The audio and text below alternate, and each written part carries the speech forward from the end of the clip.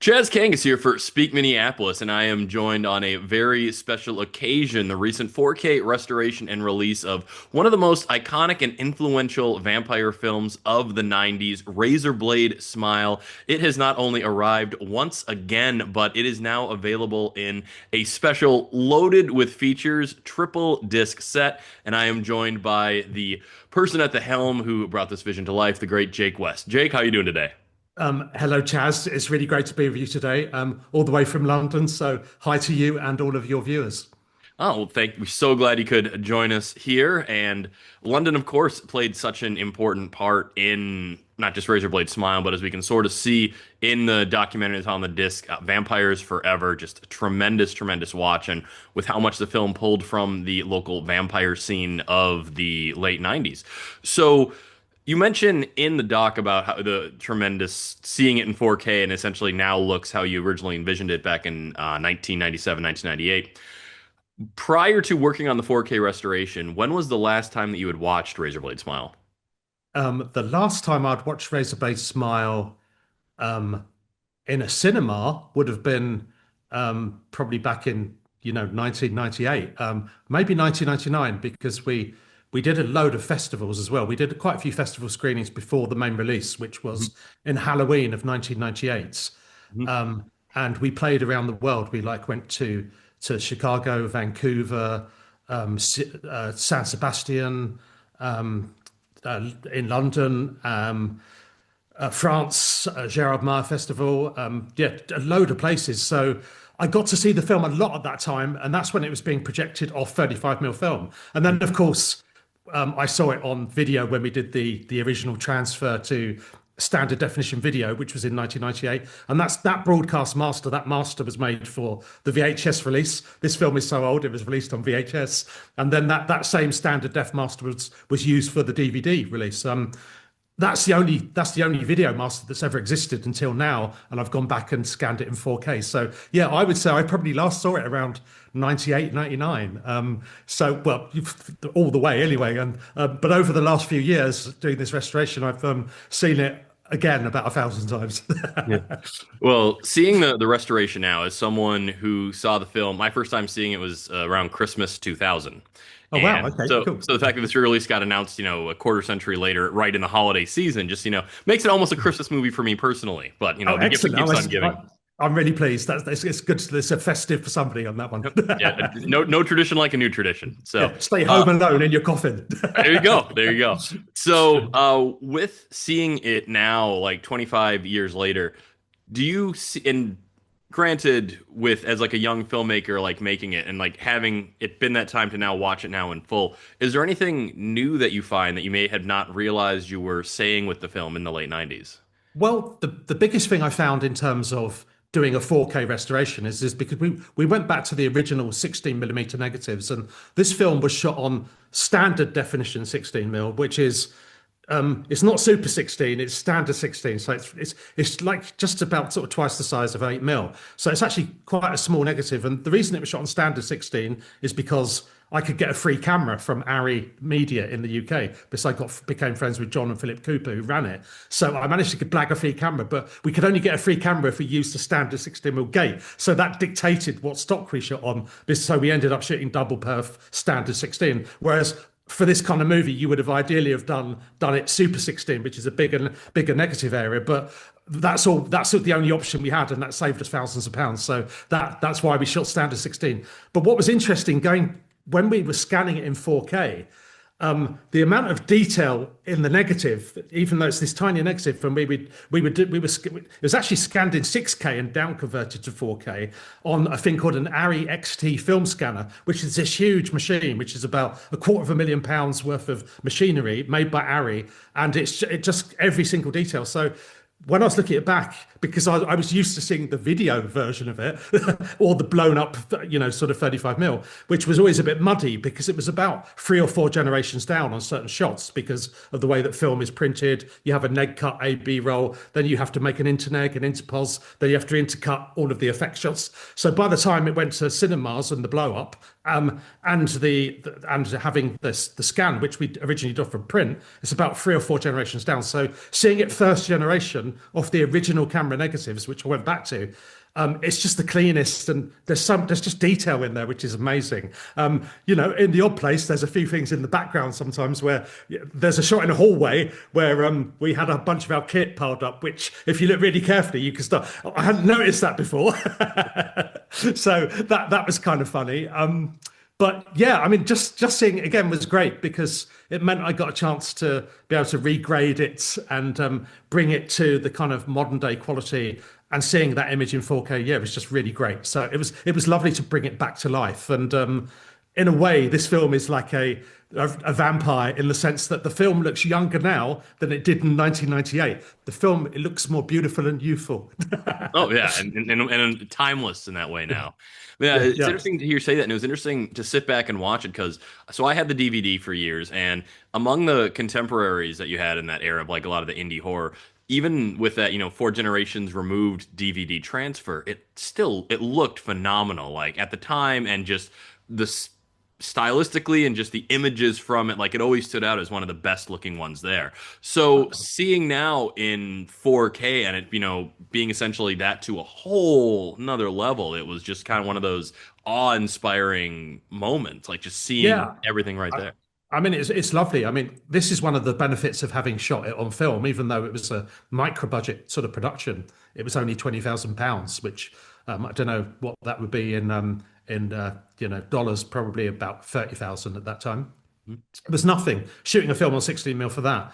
So, but because it was shot on film and now the technology film retains all of that image, because if it had been shot on standard definition video, you might be able to do an upscale, but you haven't actually got any more real information there. So going into the negative is what's beautiful. And like I say, it just looks fantastic now. So that was a real delight for me to see how great the film had held up. And yeah, it looks really beautiful and I could control it a lot more with the kind of digital grading we could do now. So that was just all, it was all like a cherry on the top for me. So it was nice to see it again, seeing it look so nice.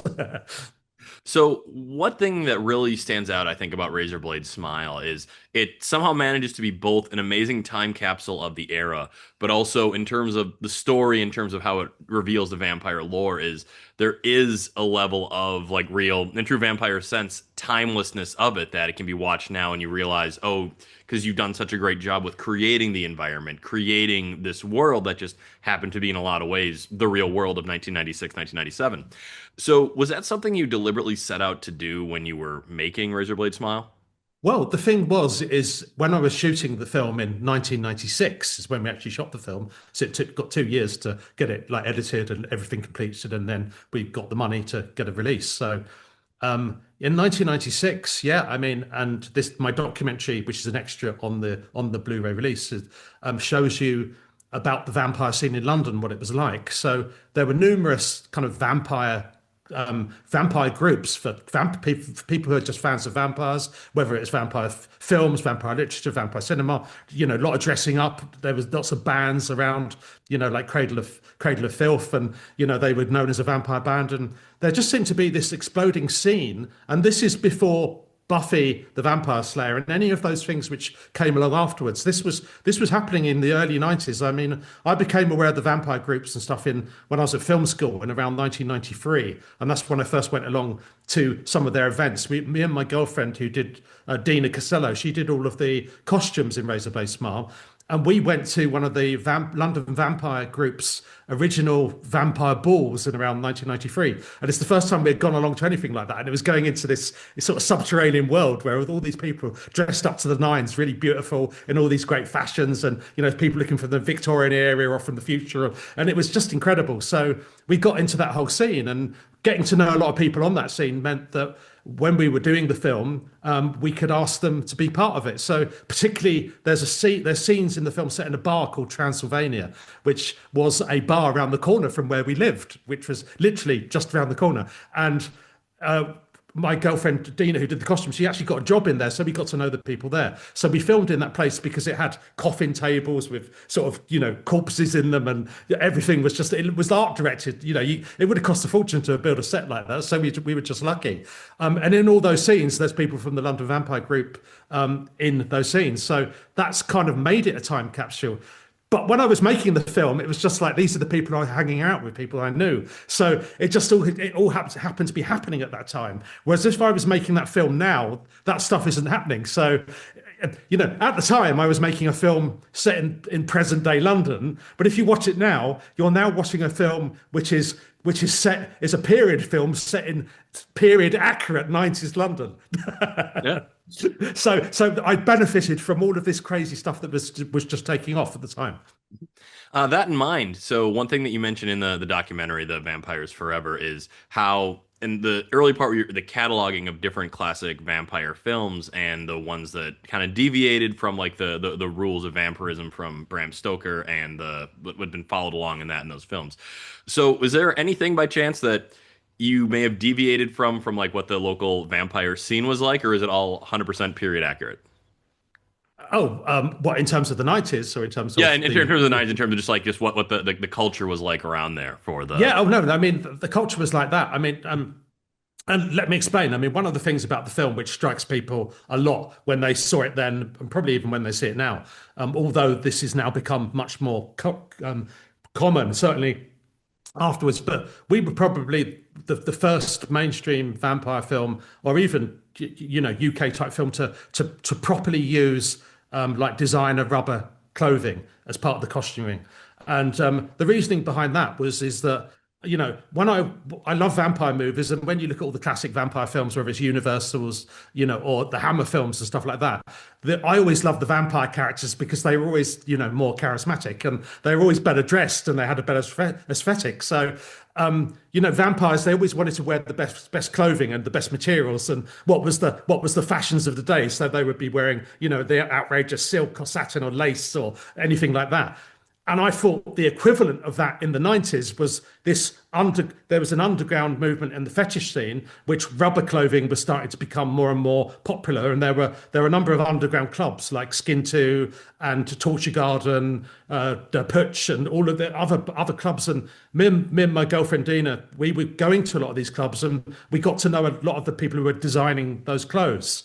Also, Eileen Daly was actually working as a model, and she was modeling a lot of those clothes for the designers. So we thought, wow, a vampire would want to wear the best, coolest clothing, and they would want to be ahead of the curve. So she would be wearing, as a vampire in the 90s, she'd be wearing rubber gear, because that's outrageous. And honestly, you did not see that stuff outside of fetish clubs at that time. So we got to use all of that really great designer rubber stuff, which I don't think a lot of people had seen. In terms of the London Vampire Group, all the people they brought their own clothing and costumes. So some people were dressed in more kind of period style, kind of Victoriana and frock coats, and like the lacy shirts and stuff like that. So the actual vampire group people, that's whatever they liked to look as and dress as. So, but that is what was happening in the 90s. So it wasn't.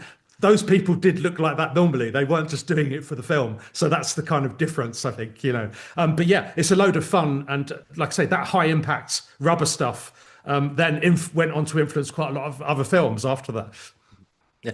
And I think especially the line in the film about being able to be a vampire who has their own reflection, and to see that, like, and it makes complete sense as to how vampires always look so good with the style and everything. Like, I think other than Razorblade Smile, the only other vampire movie I can recall off the top where the vampire has a clear reflection is Son of Dracula, and that's 40s. Yeah, well, this is, I mean, one of the great things about making a vampire movie is you get a chance to play around with the mythos, and you get a chance to sort of because ever since vampire films have been made, they've messed around with the mythos to kind of suit them. The earliest example of this is Nosferatu, a symphony of horror, a symphony of terror, which was shot in the 1920s and released in about, I think, 27 or something.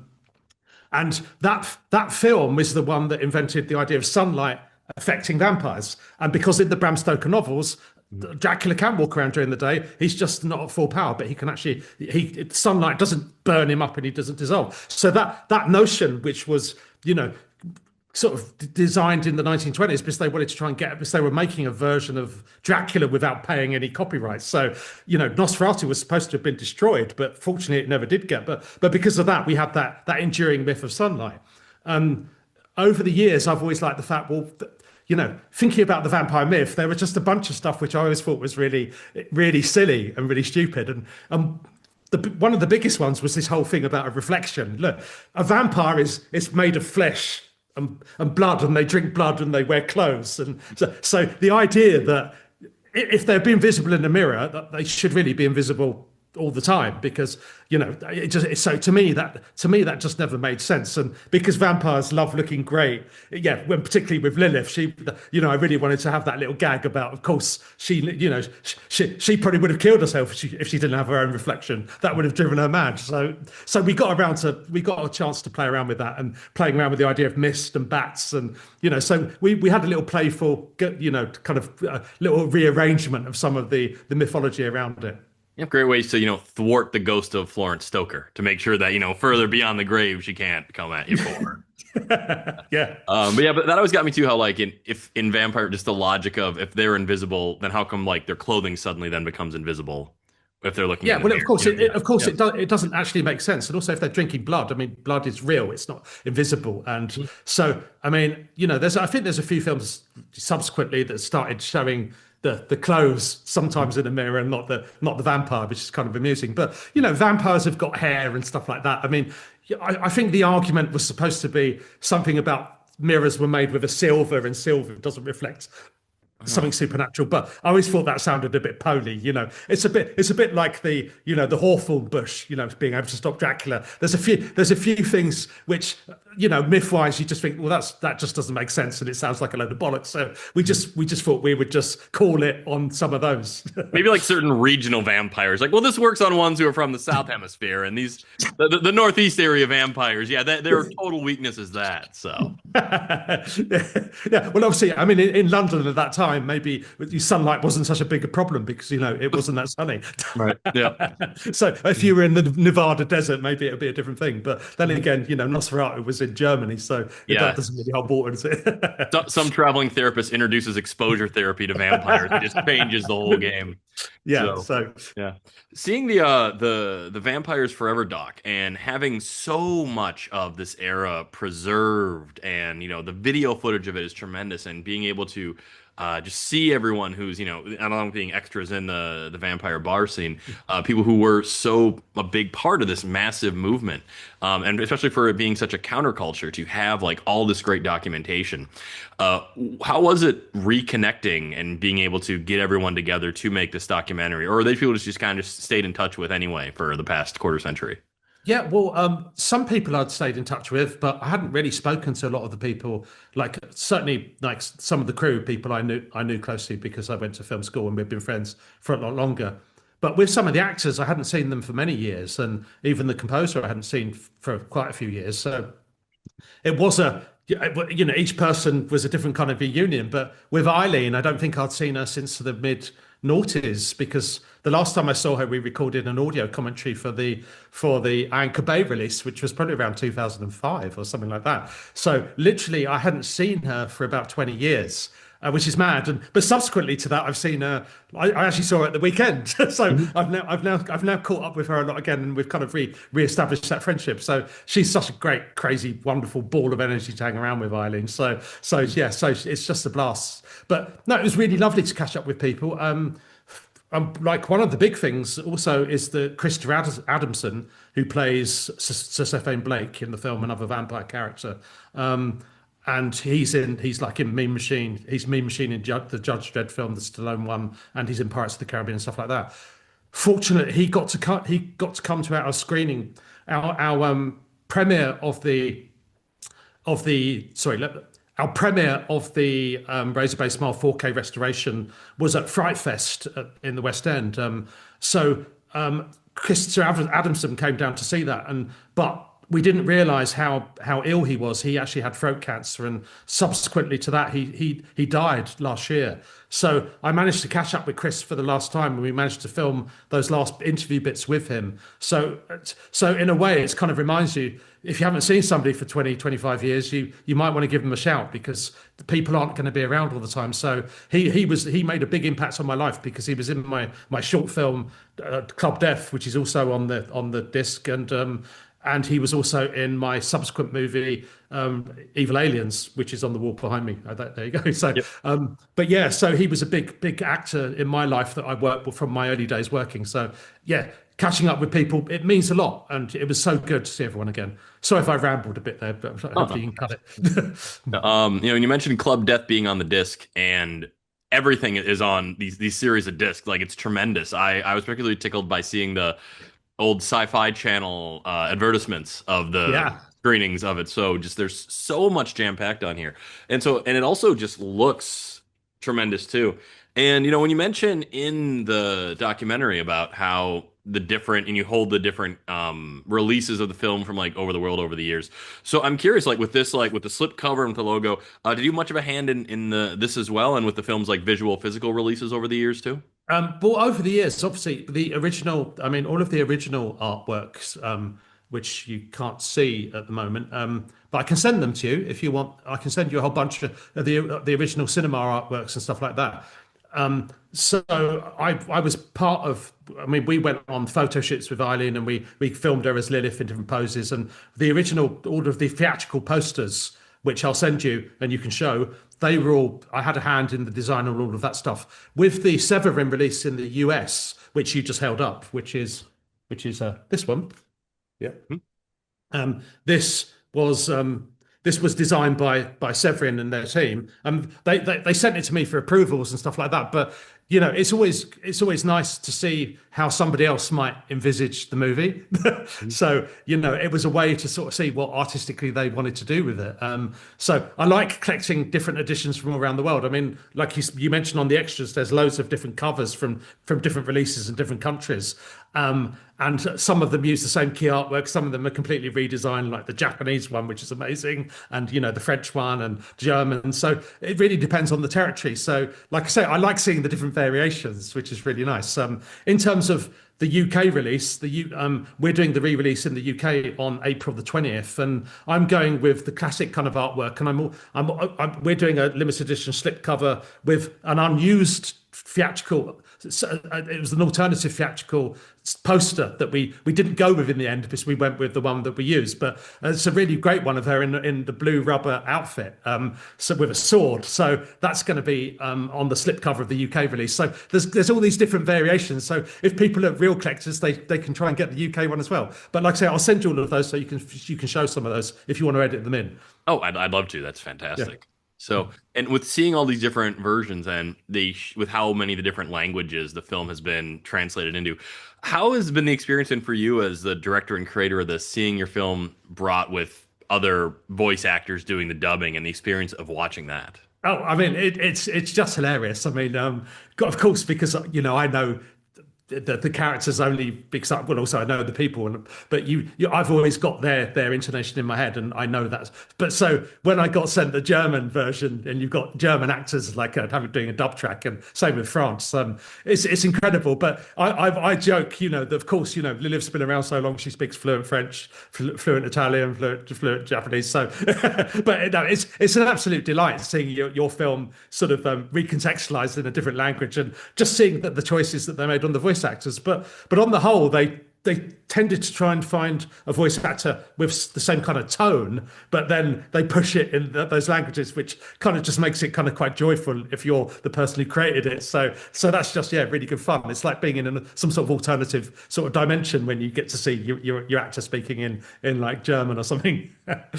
No, I was interviewing Dee Wallace a few years back, and I asked her about having when films get translated different languages, and she says it's the French always manage to match the voices perfectly, but sometimes the choices of the German actors just changes the tone of Yeah, the entire film. Like apparently, if you watch E.T. in German, the mother is so angry all the time that it just yeah, completely switches it yeah. around. Yeah, So. I mean the characters. I mean the Lilith character and the Sylvain character are certainly really super intense in the German one. And I actually I agree with D. Actually, I do think that the French one has got better sync. So maybe they just spend a bit longer doing it. I don't know. Because there's some countries where they like in the UK we like having the original language and we like subtitles. Mhm. Dub tracks, there's always feels like there's something missing in the performance, but other territories, particularly Germany, I know that they really like having a dub track, so they seem to be less worried about the sync. That kind of makes it a bit more amusing as well, though. It feels like an artifact from a certain time. When Razorblade Smile got released in the US, it made a huge splash over here. Independent horror film that also happened to just look tremendous as it did. Even just beyond the movie retailers out here, electronics retailers were carrying it just because it was like just this cool counterculture, different but independent thing. And Apex were the ones who put it out. So just curious, what was it like? Since there hasn't been a lot of documentation, people talking about what it was like working with Apex Entertainment, especially working with Yeah, well, international releases. How were they? it was one of those interesting things because obviously we had a sales agent, which were a company called High Point Entertainment, and they've represented the film for foreign sales all around the world. So I wasn't really involved in the deals on that, but. It was obviously it was always great when we heard that they'd sold North America because obviously that's big territory. So and Manga Entertainment and Palm Pictures, who they're the ones that kind of licensed the film initially, and they gave us the money to finish it up to, blow it up to 35 mil and do the sound mix. So we, after all the festival plays, we started getting offers from different territories often. So with the Apex one, the thing that I remember most, which is quite amusing, is for some reason somebody at Apex they wanted to retitle the film. And they wanted to call the film Pure Vamp, which I thought was a terrible idea. And fortunately, in my contracts with Manga, I had a veto. If anyone wanted to change the title, they had to okay it with me. So I actually had the power to say no on that one because they had cut a trailer and then they had put this graphic at the end, Pure Vamp, and it's kind of like, what the fuck are they doing? I mean, so I didn't get to talk to one at Apex, but they may not have been happy with me because I said no to their title. But it kind of seemed counterproductive though, because we'd spent like over nearly 2 years at that point building the momentum because we had articles in Fangoria and all of the genre press and we've been playing festivals, and I think Razorblade title is a great title personally, but we had spent a long time building that in people's minds. So if Apex had released it under a different title, then that wouldn't even have connected with all of the work we had done to get it there. So that was a peculiar choice, but beyond that, I didn't have any dealings with them, So, Well, but it's like I say, I've got their release. Obviously, I've got a copy of it. well, thank goodness you stepped in because like Razorblade Smile, the movie can't be under any other title. It's one of those. It's just so tied with everything on there. And did that title come to you before or any? Did you ever have any other titles for it, or was it just always you knew you wanted to call it Razorblade Smile? When I was working on the script, it had different titles because as I was writing the script and I was beginning to find out what themes were emerging. The idea that it was going to be from the vampire's perspective and her telling her own story. So she's the kind of has the authorial voice telling you what it's like to be a vampire. And part of what was emerging when I was writing it, and what I really liked about it was she was telling you about what it's like to be a vampire, to have died and be reborn as a vampire, but to actually come to terms with what it's like dealing with a much longer time frame and how your morality would evolve from like a human morality to a vampire's morality. But a lot of that was the fact that she really felt she started embracing that whole vampire thing, and she really enjoyed that. She thought she could have a lot of fun with it. And there's a line at the end of the film which kind of unlocked the title. It's when there's a line of narration where she goes, "The problem with humans is that they just don't smile enough." And the whole point is because she was kind of laughing at, what a lot of people took seriously, because she could now spend like centuries playing a game with somebody. So that was kind of really fun. So once I had written that line, it's kind of like, okay, yeah. So the idea of sort of smiling and being amused seems to be like something that works well with the film. And then I was thinking, if I think of a vampire smiling, what do I see? I see these really sharp, kind of the great vampire teeth glinting in the light. And I thought, okay, so a sharp smile. What's sharp? A razor blade. And I thought, yeah, you're looking at something and it's a razor blade, like a razor blade smile. And I just thought that those three words look brilliant when you write them out as well. Razor blade smile. So basically, the whole thing just fell together at that point. I think I was writing it. Might have been called like Lilith Vampire Assassin, or Lilith the Vampire. But I was never happy with it because But Razor Blade Smile made it sound like a real movie title, and I'd never seen that combination of words. So I thought, oh, it also feels original. One of my favorite films is Blade Runner, and Blade Runner, what a great title. You don't know what it is. It conjures something in your mind. And so I was hoping that Razor Blade Smile would conjure something in the audience's mind. So that's how I arrived at that. Awesome. So, in closing, as we're recording this, the Bela Lugosi classic Dracula is about to enter the public domain here in the States. Right. And it's one of those movies that has been around forever, that people continue to watch regularly. And now with this 4K restoration of Razorblade Smile, further ensuring this is going to be watched for decades and decades to come. So 75 years from now or further, when Razorblade Smile is about to enter the public domain and people are continuing to watch it, what do you hope viewers then get most from the film? Well, I mean, I guess it's kind of hard to speculate that far in the future. I mean, I hope that humanity's still around for starters, because the way things are going, I'm not entirely sure that's going to be the case. And the whole sunlight thing might be, with global warming, that could be, sunlight might be a problem for everybody.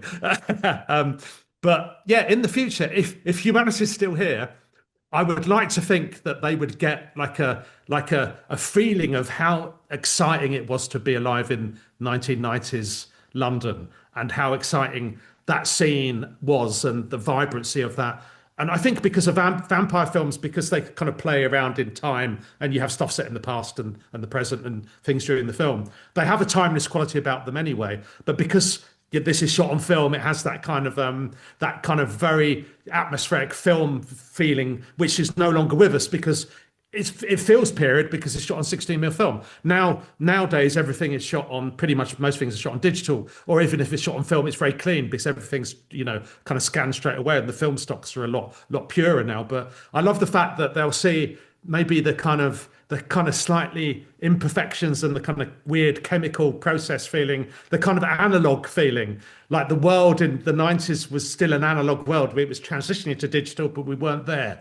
And I think that they hopefully they will yearn to be like that, and perhaps all of a sudden it'll kickstart a new kind of maybe the kids of that time, if you're watching this in the future, are you wearing the equivalent of whatever rubber is, nanotech fucking what is it, are you maybe they can start their own vampire group and have a bit of a laugh with it. So I would be grateful if anyone's watching it in the future. But it's amazing that a film like this has a legacy. I didn't think a quarter of a century people would be watching it now, but like you said, Bela Lugosi, once again, I mean, I love Universal Dracula. I grew up with that. And these vampire things do seem to have a legacy. And there's a lot of fans who are aware of that legacy as well. And I'm sure that people will still like vampire fiction and films, or whatever form of entertainment, maybe plugging it into your brain and actually being a vampire, whatever it is in, 2099 or wherever. So, yeah. Fantastic. Well, Mr. West, once again, thank you so much for joining me today, and congratulations on the new 4K release of Razorblade Smile, available everywhere, even in the sunlight and in the darkness. Yeah, thank you so much. And like I say, I hope that a new audience will discover it and enjoy it as much as we had the fun making the thing. So yeah, go and catch Razorblade Smile.